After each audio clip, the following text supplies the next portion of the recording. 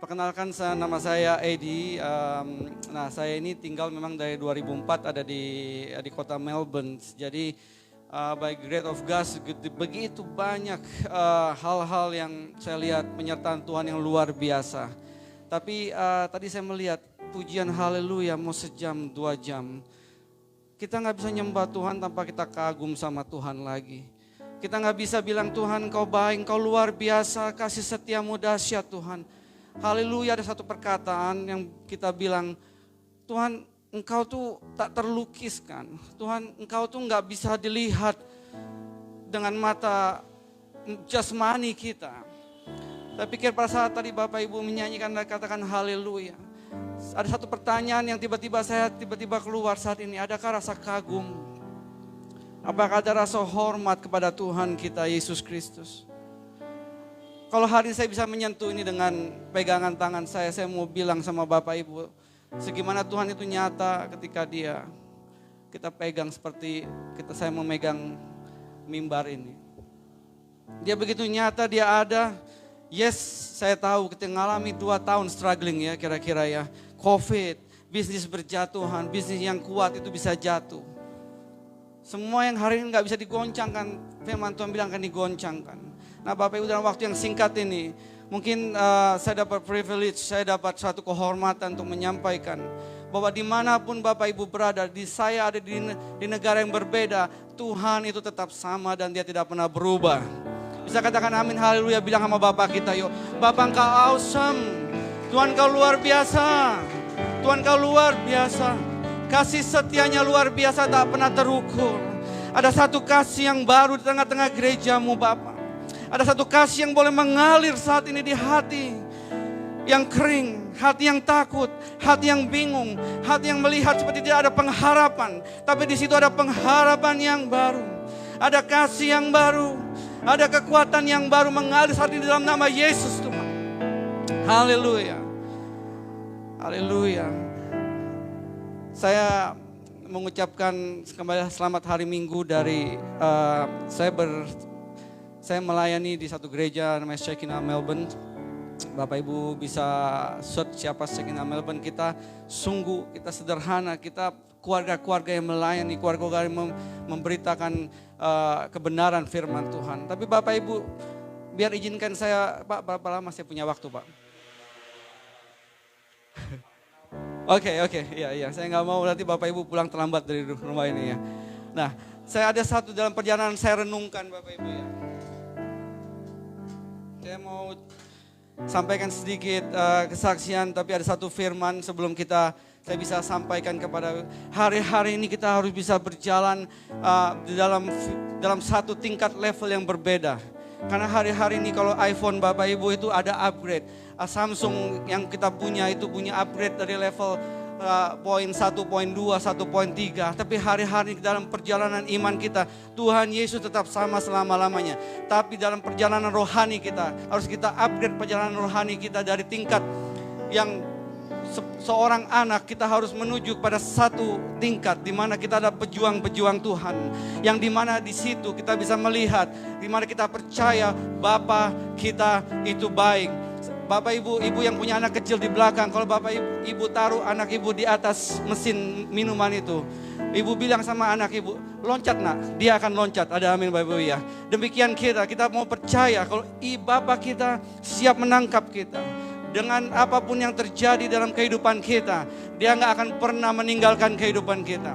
Mungkin Bapak Ibu melihat, mungkin Bapak ini tinggal di negara yang luar biasa. No, saya katakan dimanapun kita berada, ada permasalahan yang sesuai dengan kita punya kekuatan. Nah hari ini Bapak Ibu ya, dari Yohanes 10 ayat 10, satu firman yang singkat.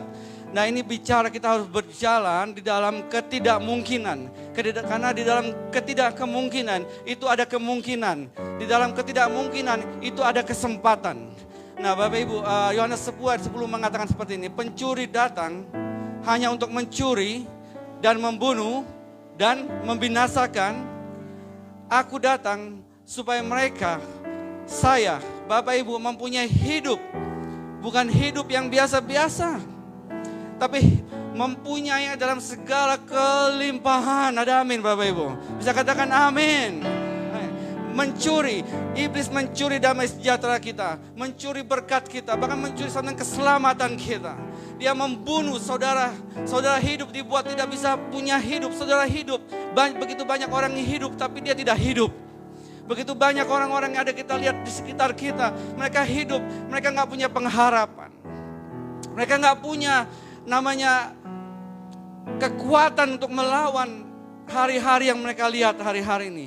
Dan akhirnya tujuan iblis adalah satu, membinasakan jiwa kita. Begitu banyak orang yang bunuh diri hari ini.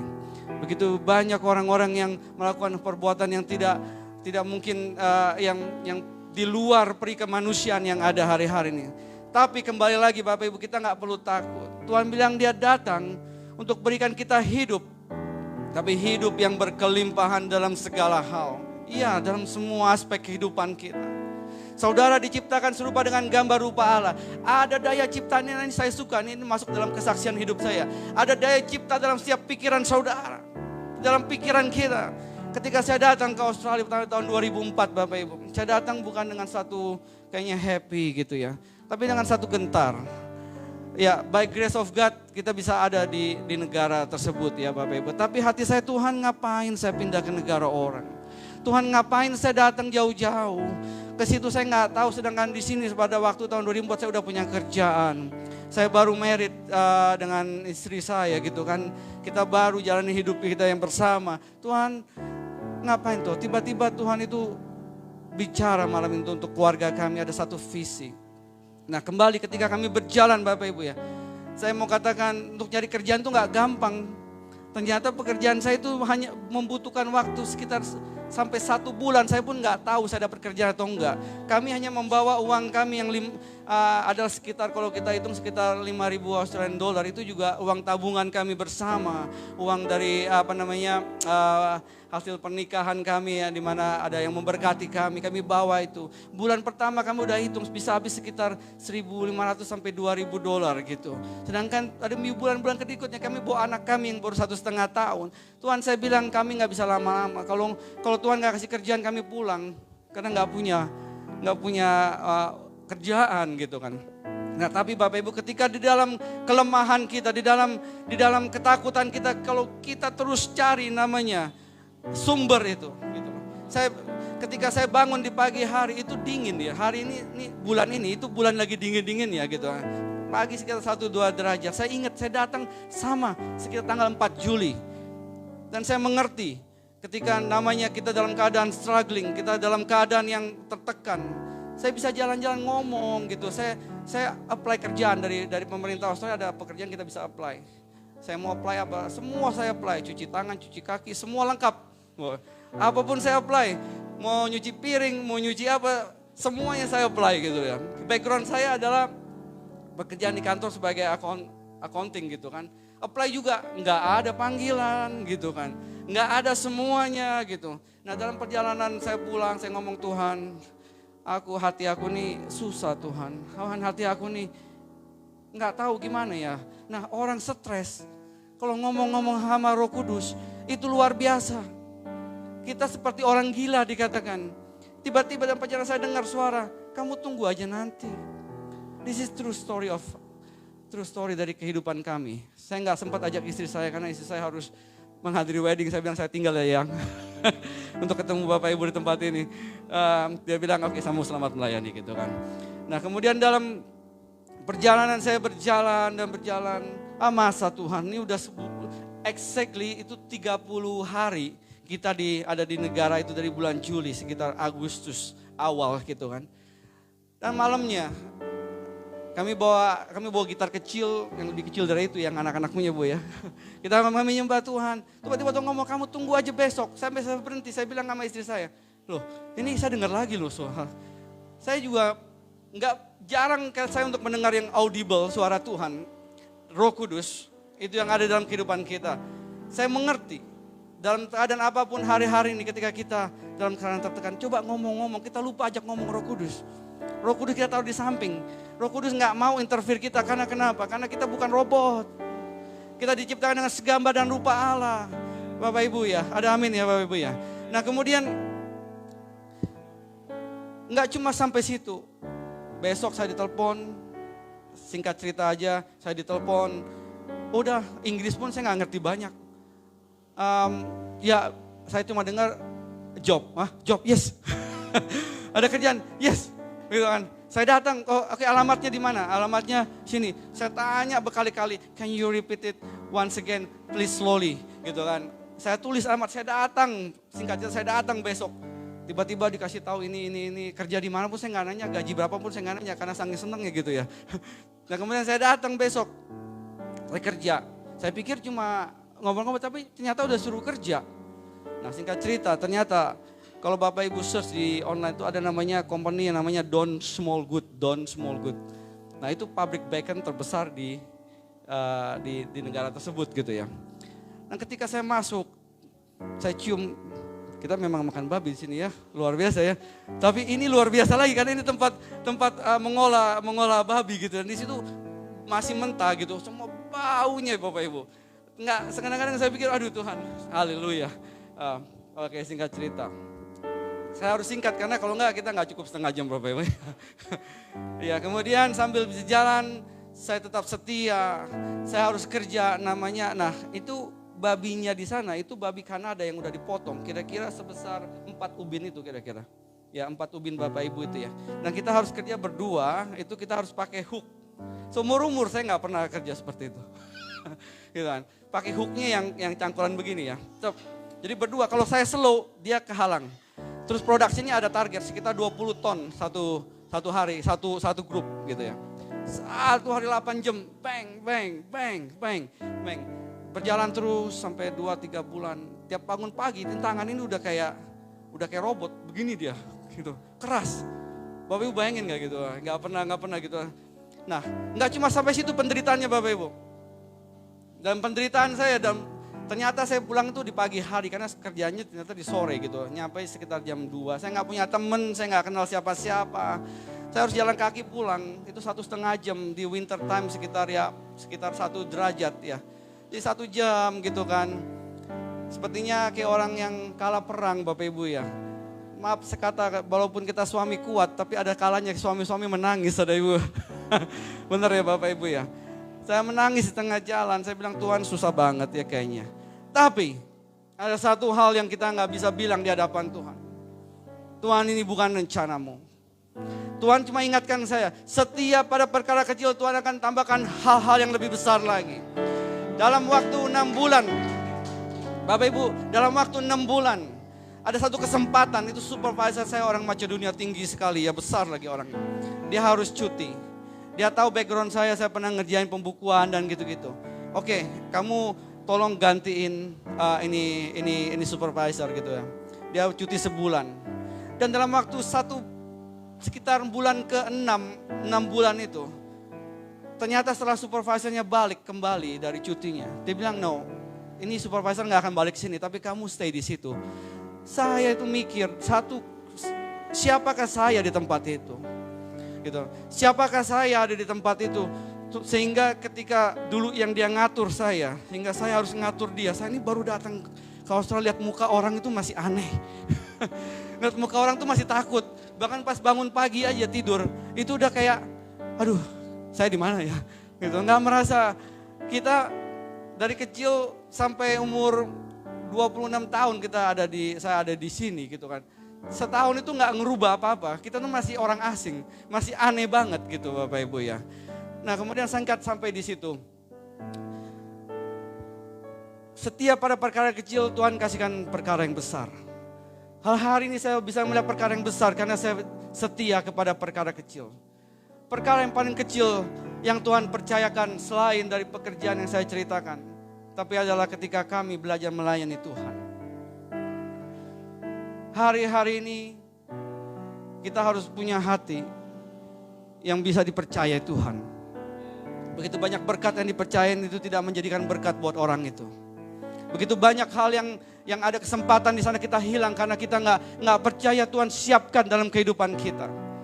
Bapak Ibu, kita di satu gereja di mana saya bertumbuh ada di Jakarta. tahun 2000 setelah saya married, kami melayani, kami belajar di komsel-komsel yang ada. Kami masuk ke dalam pelayanan, ya. Di mana sebelum saya melayani, di mana saya belum begitu banyak pergejolakan karena waktu. Kita sebagai waktu itu masih dewasa muda, yang dewasa muda di sini ya. Waktu itu kita di training, kita harus ikut doa pagi 2 jam di pagi hari. Yang setiap minggu itu ada. Kita harus ikut 2 jam lagi doa bersama gembala kita. Wah, itu ngamuk kayaknya gitu loh. Yang masih muda itu ngamuk gitu kan. Kita nggak mengerti. Tapi kembali lagi ketika kita dipercayakan hal-hal itu. Saya baru bisa lihat hari-hari ini. Ternyata ada yang besar yang menanti kita. Ada sesuatu yang besar lebih daripada yang kita bayangkan di tempat ini. Untuk bisa kita lakukan. Nah, ada satu lagu, mungkin Ibu bisa tahu ya, itu ajar aku Tuhan, jalan dalam terang-Mu, berikanku. Di mana tuh ya Bu ya?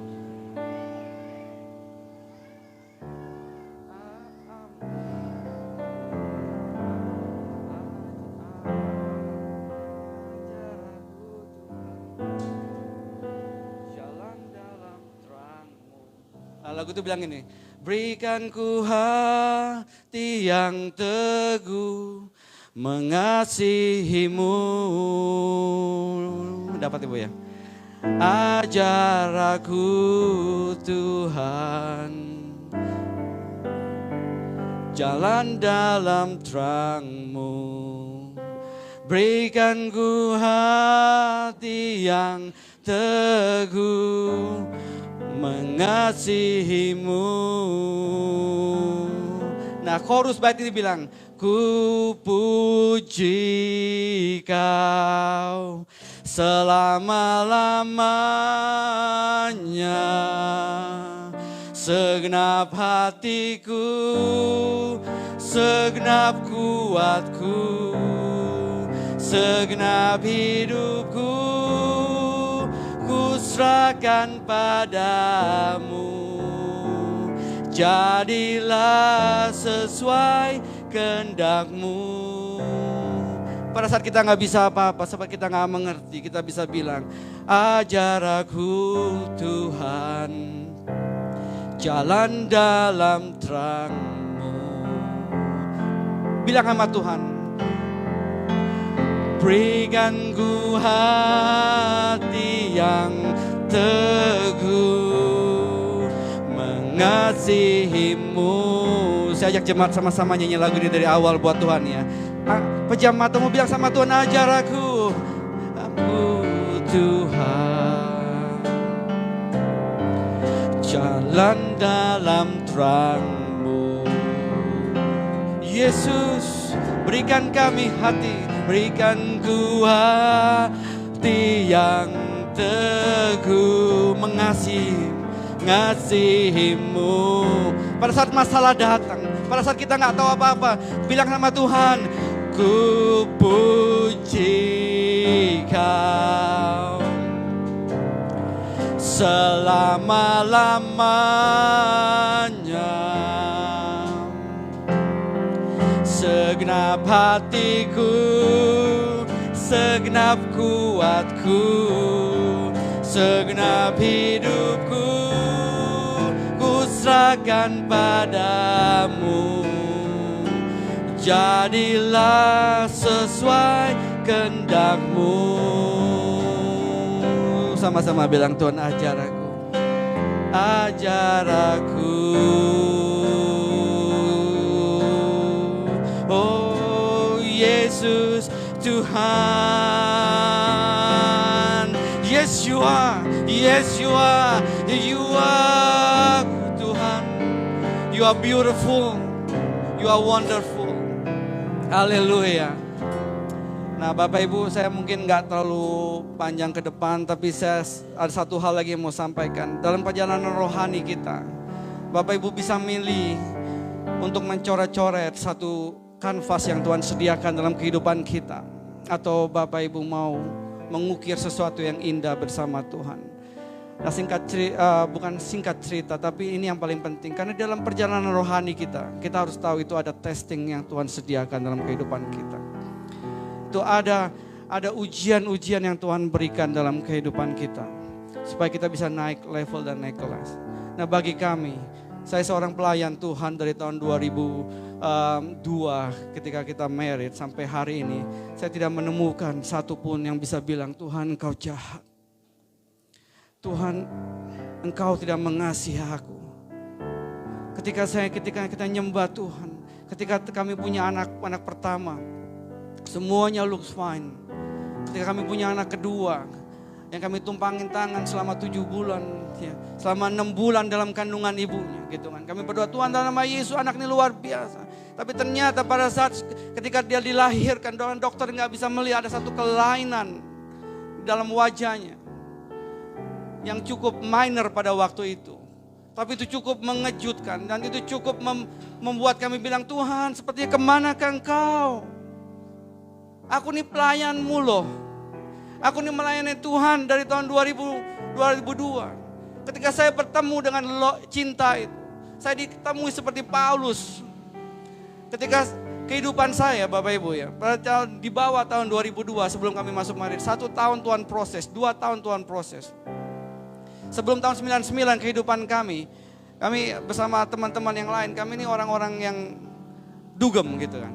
Orang-orang yang masuk ke dalam drugs juga, di dalam ekstasi dan lain-lain.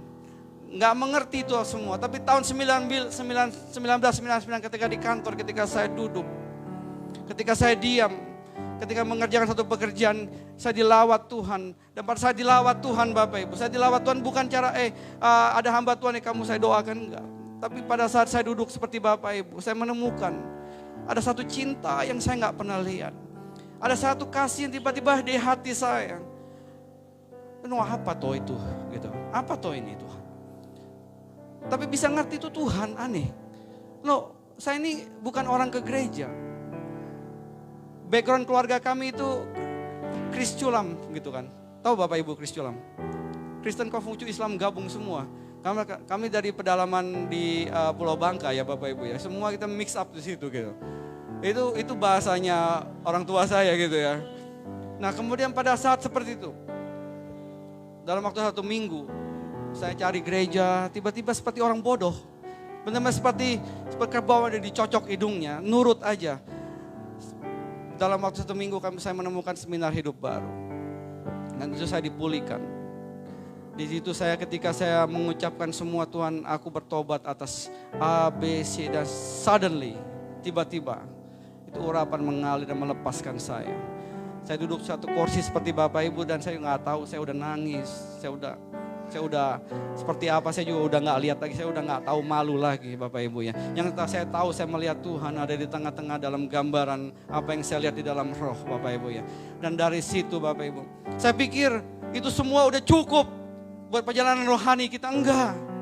Ternyata enggak Bapak Ibu. Kalau hari-hari Bapak menemukan ada permasalahan yang ada, Tuhan bilang, aku bukan yang memindahkan gunungmu. Tuhan bilang sama kita sama-sama, sama hidup saya, sama Bapak Ibu Saudara. Tuhan bilang kalau ada iman saudara seperti biji sesawi, saudara yang bisa memindahkan gunung. Tuhan mau nama Bapa dipermuliakan melalui hidup kita dan Bapak Ibu semua di tempat ini. Tuhan mau pada saat Bapak Ibu mengalami struggling, Bapak Ibu bilang sama gunung, hei engkau gunungku, pindah engkau. Haleluya. Ada amin Bapak Ibu mengerti ini Bapak Ibu ya. Dalam perjalanan rohani ini gak cukup sampai di sini. Saya pikir saya udah menemukan Tuhan, semuanya baik-baik, semua luar biasa, enggak. Ternyata tahun 2007 saya mengalami itu. Di mana iman saya digoncang. Saya melihat Tuhan, engkau sepertinya enggak dengar aku ya. Berarti bahkan punya pikiran engkau enggak ada. Tapi malam itu, nah kalau di sini mungkin kita banyak orang yang nolong untuk ketika anak lahir. Di sana saya enggak ada, saya cuma dengan istri. Ketika anak lahir, anak itu dikasih ke bapaknya. Ya, itu masih udara dikasih ke bapaknya untuk dirawat gitu. Anak kedua saya ngelihat semua, ngerawat semuanya, saya lihat saya nggak bisa tidur dan lain-lain. Tapi dalam kepedihan hati kami melihat, saya mau anak itu akan bersaksi nanti. Ya nanti singkat cerita Bapak Ibu nanti kita lanjutkan mungkin ya. Tapi di sini saya mau katakan, saya ngalami seorang bapak yang hancur hatinya. malam itu kami pulang ke rumah. Saya cuma bisa bilang, nggak ada bisa ngomong apa-apa. Kepikir Tuhan baik itu mungkin goyang gitu ya. Tapi saya tahu ketika saya bertemu pribadi yang indah itu. Ketika saya bertemu dengan pribadi yang mengubah hidup saya, menjauhkan saya daripada semua yang tidak baik hingga menjadi baik. Dan di situ apa yang terjadi Bapak Ibu? Saya bilang sama istri saya, kita angkat tangan kita. Lagunya bilang begini, ku naikkan syukur padamu Yesus, ku sembah Yesus, ku sembah sujud kepadamu Tuhan, di hadapan tata kemuliaan-Mu, ku tinggikan, ku agungkan selamanya. Saya ingat kembali saat ini, detik ini saya ingat kembali. Yang itu cuma keluar air mata. Suara juga susah. Bilang, segala puji, syukur bagimu. Ku tinggikan namamu selalu. Kemuliaan hanya bagimu. Terpujilah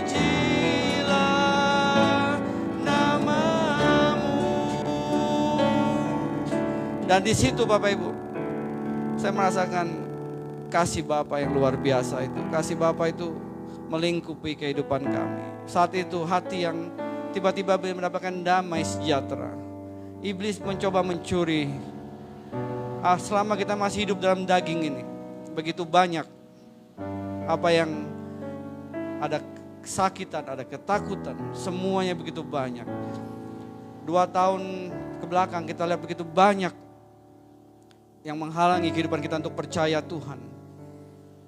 Begitu banyak orang mempertanyakan keberadaan Tuhan. Tuhan di mana COVID? Jutaan orang yang meninggal. Kalau hari-hari ini kita bisa duduk di tempat ini, saya bisa di tempat ini, bisa gak kita bersyukur bilang Tuhan, your grace is enough. Kasih setiamu cukup untuk hidupku. Begitu banyak saya melihat bisnis yang berjatuhan. Kami start a business, ada di sebuah bisnis di Australia. Dalam masa pandemik saya melihat penjagaan Tuhan. Saya melihat pemeliharaan Tuhan. Tapi kembali lagi Bapak Ibu. Bapak Ibu gak hanya bisa diam di tempat. Karena ini perjalanan iman. Yang gak ada Bapak Ibu harus bilang, jadi ada dalam nama Yesus. Ya.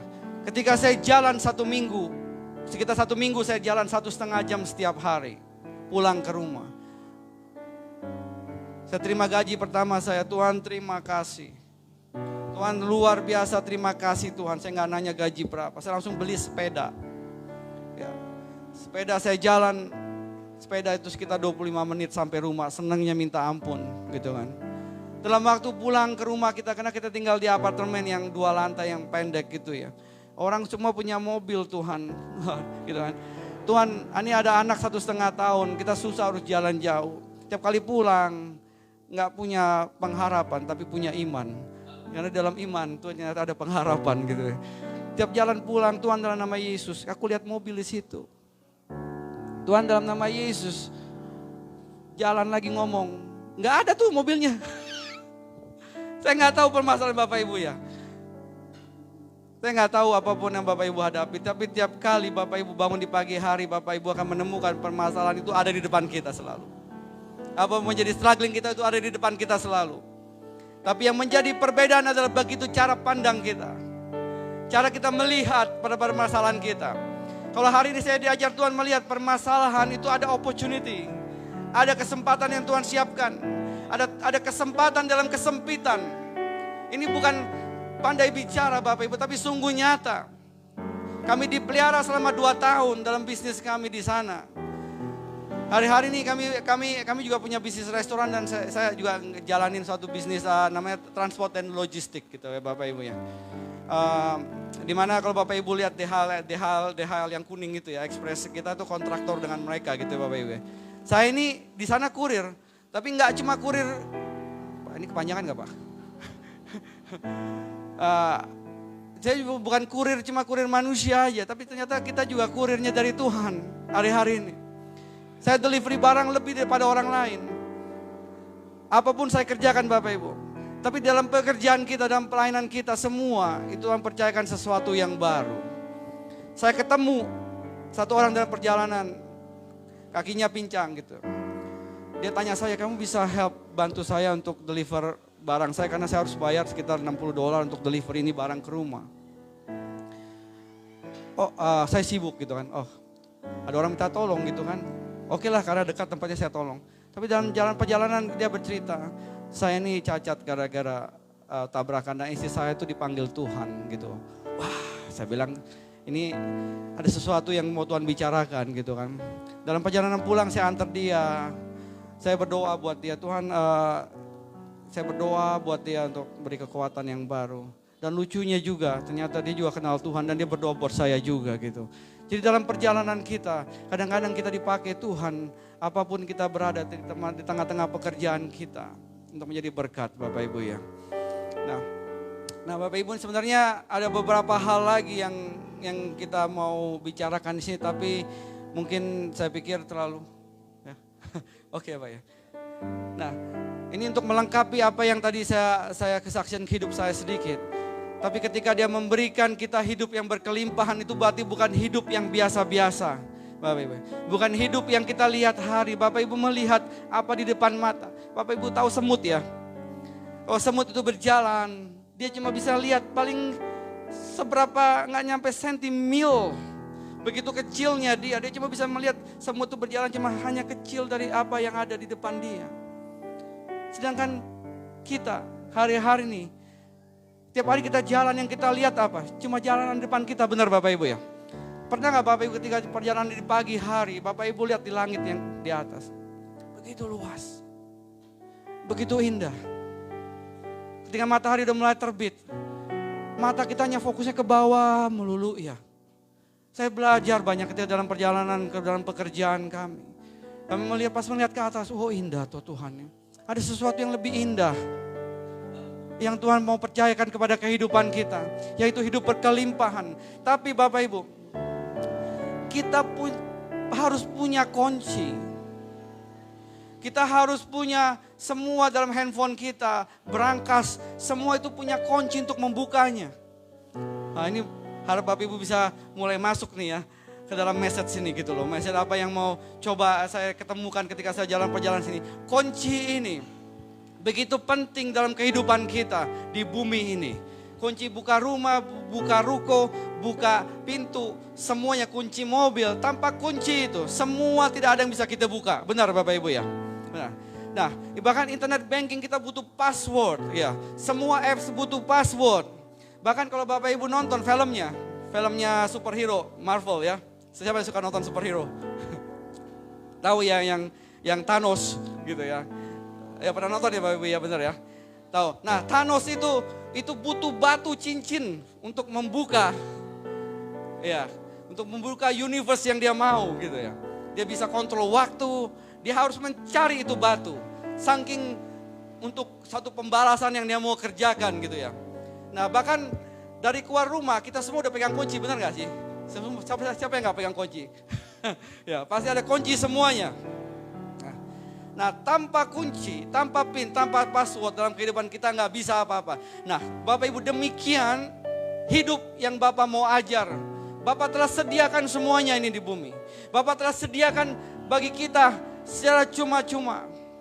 Bapak mau kita mampu untuk membuka semua pintu itu. Karena kita kehilangan tubuh kemuliaan, kita nggak bisa masuk ke dalam pintu-pintu itu. Kita harus ada suatu jembatan supaya kita bisa memiliki pintu itu. Nah, ada apa di balik pintu itu? Di dalam balik pintu itu pertama Bapak Ibu catat baik-baik. Di dalam pintu itu kita akan menemukan satu kuasa.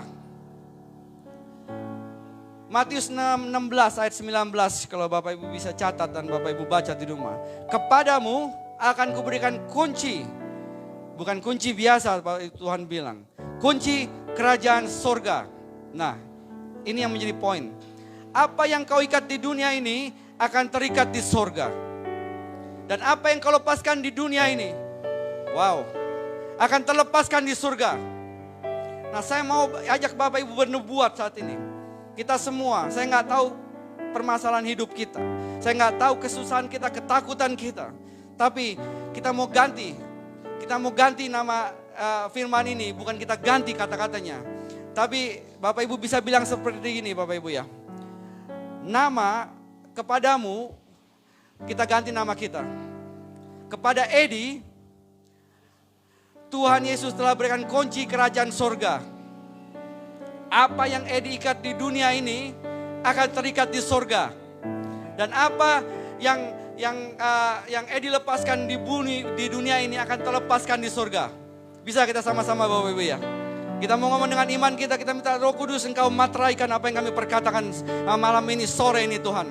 1, 2, 3, masing-masing ngomong sama Tuhan. Kepada Edi akan diberikan kunci kerajaan surga. Apa yang Edi ikat di dunia ini akan terikat di surga. Dan apa yang Edi lepaskan di dunia ini akan terlepaskan di surga. Nah, saat ini saya ajak kita untuk bersama-sama untuk melihat dalam mata rohani kita. Bapak Ibu lihat apa yang gak bisa terloncatkan itu. Bapak Ibu melihat apa yang menjadi permasalahan yang gak bisa. Saat ini Bapak Ibu bilang, dalam nama Yesus, semuanya Tuhan telah selesaikan di kayu salib. Bilang dalam nama Yesus, ketika tangan itu terlepas, terpantek di kayu salib, dia bilang, it is finished. Semua telah selesai. Ada satu mission yang Tuhan kerjakan dan itu telah dia lakukan. Kita harus punya kunci itu. Pertama, kunci yang tidak bisa hilang dalam kehidupan. Kunci Yesus. Yesus. Nama yang indah. Nama yang memulihkan. Nama yang melepaskan. Nama yang memberi kekuatan. Ada kemenangan dalam nama Yesus. Terima kasih Tuhan, dalam nama Yesus. Semua dilepaskan. Semua diberi kekuatan. Dalam nama Yesus. Semua penuh dengan damai sejahtera-Mu. Ada kekuatan yang baru. Orang yang menanti-nantikan Tuhan akan mendapatkan kekuatan yang baru. Demikianlah firman Tuhan buat hidupmu. Haleluya. Haleluya. Haleluya. Haleluya.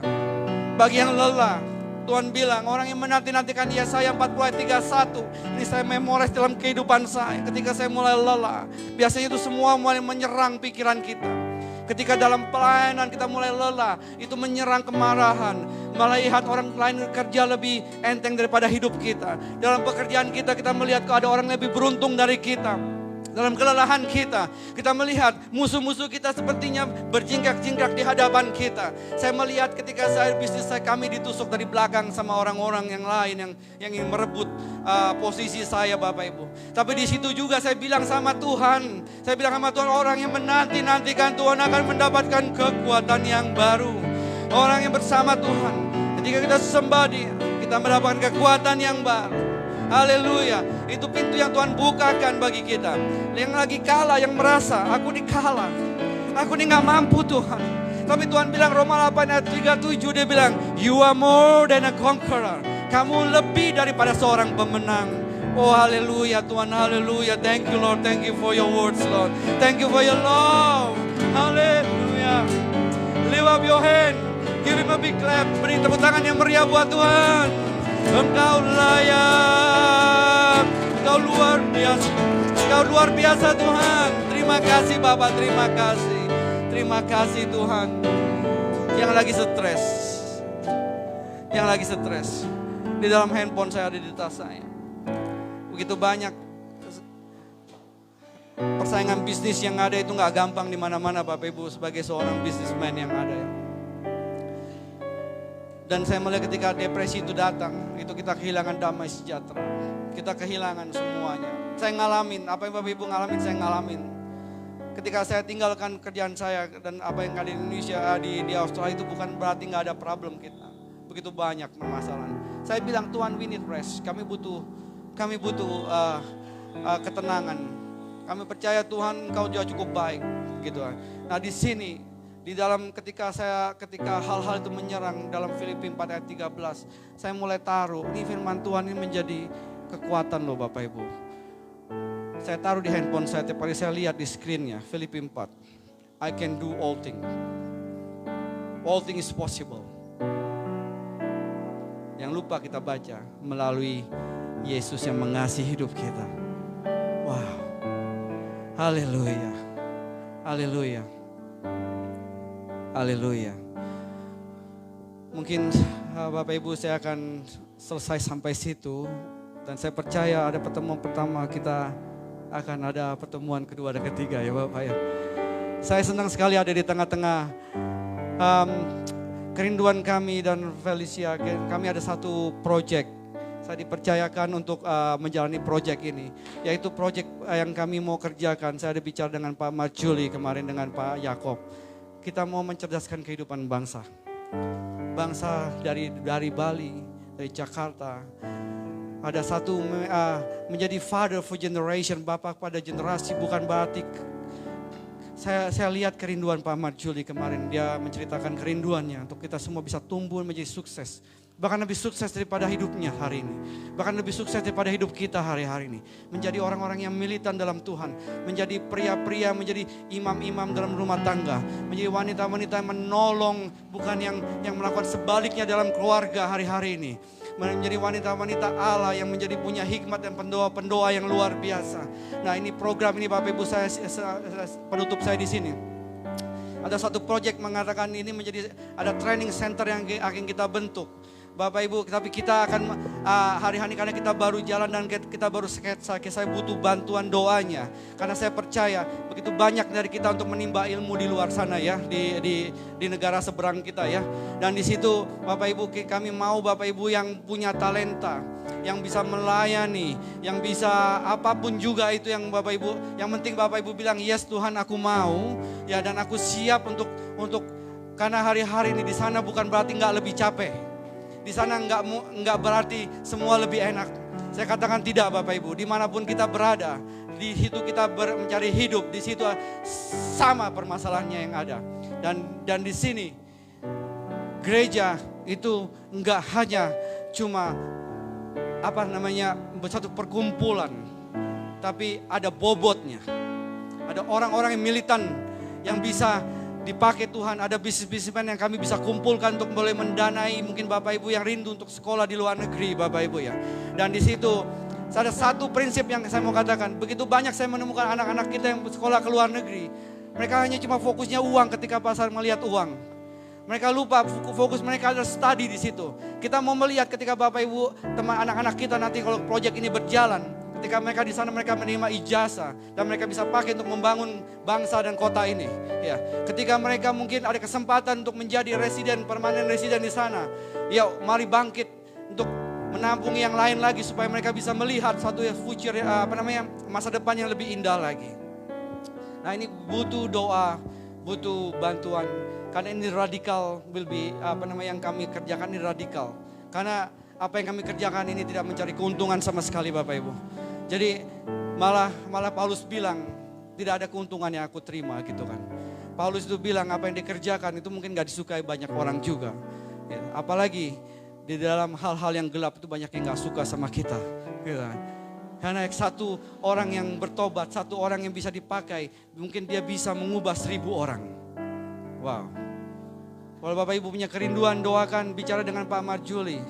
Ya, kerinduan kami kemarin, gimana kalau kita bisa buka restoran cabang kita di sini dari Melbourne sama ada satu kota di Geelong untuk kita mungkin bisa jadi production line kita dan lain-lain. Tapi singkat cerita, Bapak Ibu itu semua kami sedang doakan ya.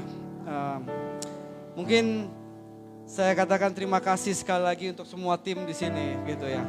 Saya terus masih belajar melayani hari ini, tapi pelayanan kami tidak ada denominasi tidak membuat kami berhenti untuk melayani. Denominasi tidak mengubah karena gembala saya ada di Melbourne itu menaungi semua gereja di Victoria. Tidak ada sekitar 50 churches yang ada. Begitu banyak macam denominasi, mereka bisa doa duduk bareng. berdoa di embassy kita di Melbourne gitu kan.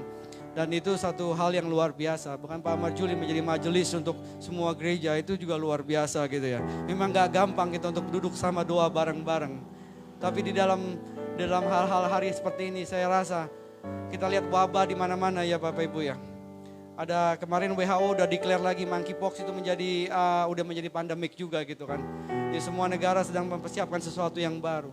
Mungkin nanti kita nggak bisa duduk di sini untuk sharing. Mungkin kita semuanya ada di alam maya gitu kan. Ada namanya metaverse ya Bapak ya. Pernah dengar ya? Itu metaverse itu ketika kita pakai kacamatanya kita ada satu ruangan duduk. Saya udah bicara meeting dengan para penatua di tempat kami juga. Siapkan platform ini. Karena ada hari-hari itu mungkin gereja itu akan kosong. Ya. Tapi gereja Tuhan yang hidup itu gak akan bisa benar berhenti. Ya, kita akan pakai media yang ada, ini luar biasa. Ya, kita pakai media yang ada untuk kita maju terus. Jangan pernah nyerah gitu ya. Haleluya Bapak Ibu ya. Saya mengucap syukur. Pak Marjuli, terima kasih kesempatan ini. Saya serahkan kembali kepada Pak Marjuli. Mari kita bangkit berdiri. Haleluya, haleluya, haleluya. Jesus, I believe in you. Jesus, I belong to you. You're the reason that I live, the reason that I sing. Jesus, hallelujah. Jesus, I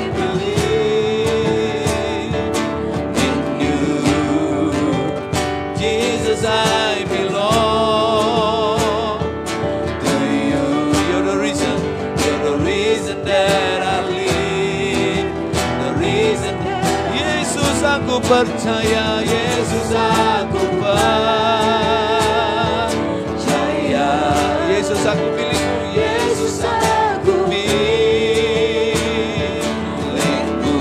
Ku hidup karenamu dan hanya untukmu. Yesus aku percaya, Yesus aku percaya,